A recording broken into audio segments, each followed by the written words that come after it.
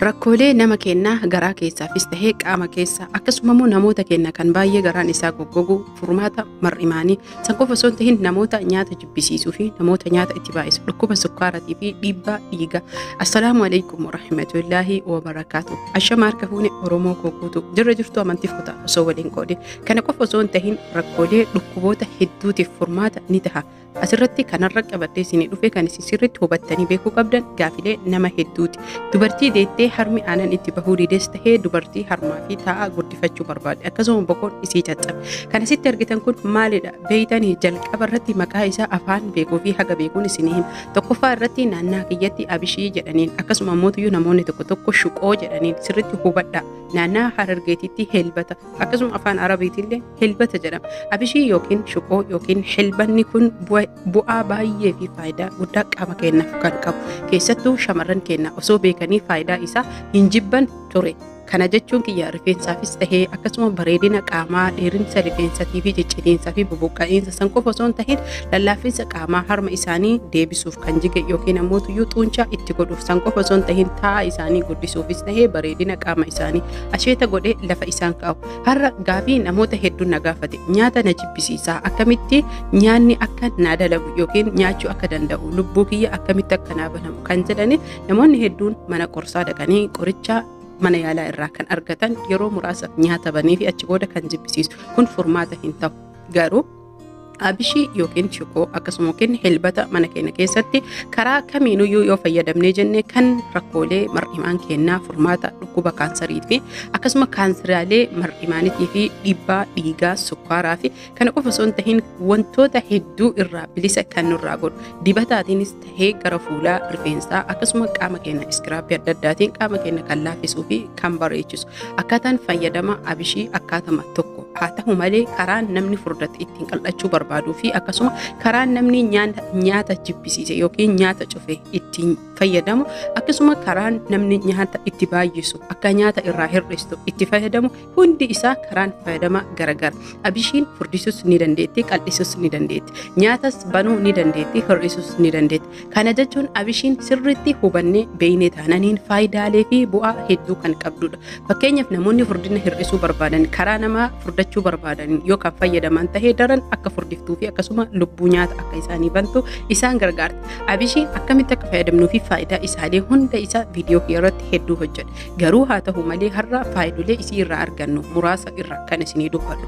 Akkuma reef argitan kanatti namoonni hedduun hir'ina dhiigaa qabanii fi humni isaanii dadhabu. Keessattuu shamarran keenya kan biyya Arabaa irra deddeemanii qaamni isaanii babbadee jedhe sababa foolii abishii bu'aa isaanii kan beekullee hin fayyadaman. Abishiin foolii barbaades qabaatu foolii hamaa akkasii sanillee hin qabu. Foolii of danda'e foolii isaa kan qabaatudha. Haa ta'u malee nu ganamaa fi galgala osoo hin tahinii guyyatti yeroo tokko ganama yoo dhiqanne bobaa keenya loomii yookiin ammoo soqiddaa fi loomii walitti cuunfinee yeroo dhiqannu sayyoo ittiin dhiqne foolii tokkollee kan hin arginee fi sa'aatii 24f hafuura hamaa malee kan jiraannudha. Dhiqachuun murteessaadha. Abishii fayyadamuun dirqama. Keessattuu shamarran keenya kan biyya Arabaa qaamni keessan isin jalaa babbadee osoo takka hin dhalin tashan dhalte fakkaattanii tan hin dhalles hedduu dudulloomtanii umrii malee caccabuu jechuudha. Kana hubadhaa beekaa daa'ima tahaa yookiin umrii keessan malee of xiqqeessaa jechuu barbaadeetii miti. Asirratti kan isin hubattanii beekuu qabdan umrii keessan malee caccabuu osoo haati teessan nagahaan jirtu isin bakkaa kahuu akkasuma immoo hiriyoonni teessan kan biyya keessa jiran tan isin dhaluu dandeettuu fi isin wal biratti yoo ilaalan waan isaan dhaltan kan fakkaattan furmaanni isaa haaluma salphaa taheen abishiidha. Akkaataa abishii dhugiinsaa haala salphaa taheen karaa namoonni jechuudha qaama dabaluu hin feene yookiin ammoo bareedinaa fi humna dhiigaa fi akkasuma ammoo lubbuu akka nyaata bantuuf fayyadamuu barbaade haaluma salphaa taheen abishii akka shaayiitti danfisee ganama burcuqqoo tokko garaa qullatti dhuga. Kana sirriitti isin hubadhaa beeka bifa shaayiitiin namoonni borcii dabaluu hin feene akkasuma ammoo furdina borcii osoo hin tahin taa'as tahee furdina qaamaa dabaluu hin barbaanne qal'achuu fi yookiin ammoo loomiin akkuma beekamu yoo itti cuunfitanii jettan foolis ni balleessiti. Sukkaara osoo ittiin godhin daa'ima yookiin ammoo cuunfaa loomii qofa itti daatanii burcuqqoo tokko yookiin kubbaayyaa tokko ganama garaa qullatti yoo dhuyidan furdinnes ni hir'isa. Akkasuma immoo bareedina fiizikaala keessanii taa'aa isinii baasuun fuula keessanii fi boqoo keessan akka hin caccabne ittisuu fi qaama keessan guutuu asheeta godhuun lalisee dagaagsa. Kana jechuun abishiin akkuma reef isiniin jedhee harma akka mirgu waan gargaartuuf hormoonii keenya oowwisuuf tahee akkasuma hormoonii keenya ol kaasuuf gahee guddaa qabdi. Kanaaf hundi keessan hubattanii beeytanii abishii karaa kanaan fayyadamuu qabdan. Namoonni nyaanni isin jibbisiisu yookiin nyaanni akka isinii banamu barbaadan abishii yoo barbaadan aanaa wajjin ganama danfistanii sukkaara hanga takka itti eda'uun akkasuma yoo barbaadan daa'ima itti eda'uun dhuguu ni dandeettan. Sirriitti hubadhaa beekaa. Abishii daakkamtu akka biyya keenyatti galgala zafazzaftanii bulchitanii ganama dhayattaniillee dhuguu ni dandeettan. Kanaaf warroonni furdina barbaadanis tahee warroonni qal'ina barbaadan keessatti garuu fayyaa ajaa'ibaa kan argattanii fi dhukkuboolee gara gogiinsaa akkasuma miidhama mar'imaanii fi rakkoolee sigigaachuu gadaamessas tahee kiintaarotiillee furmaata isaati.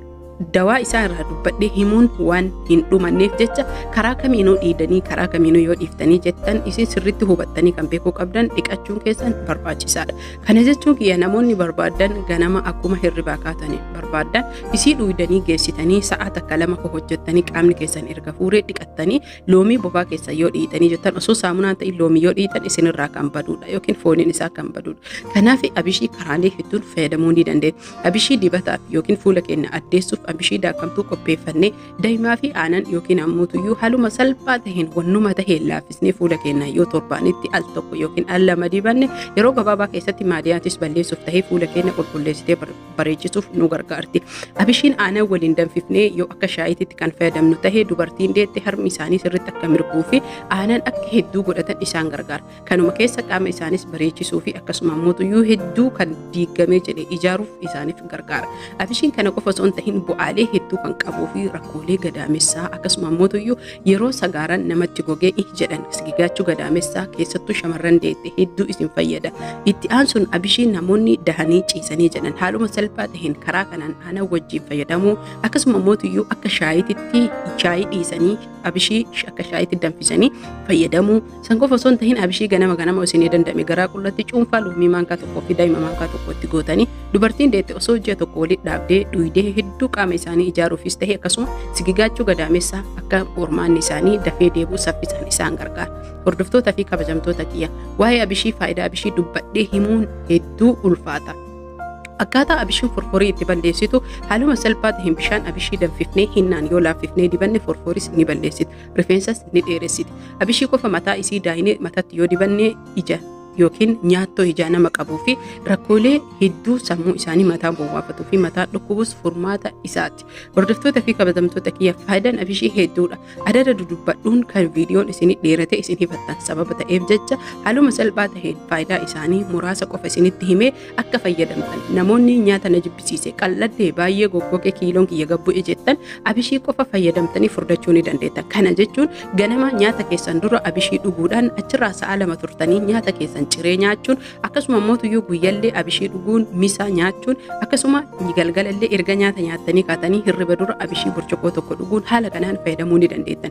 Daakkamaa yoo dhuydan irra filatamaa namoonni furdachuu barbaadan jechuudha. Garuu namoonni qal'ina barbaadan akka dura isinitti hime san shaayii isii qofa dhuguu qabdan. Aananis osoo ittiin godhin sukkaaras osoo ittiin godhin daa'ima yoo argattan itti eda'uudha. Horaa bulaa maatii kee warri hin tahin maatii taa subscribe like share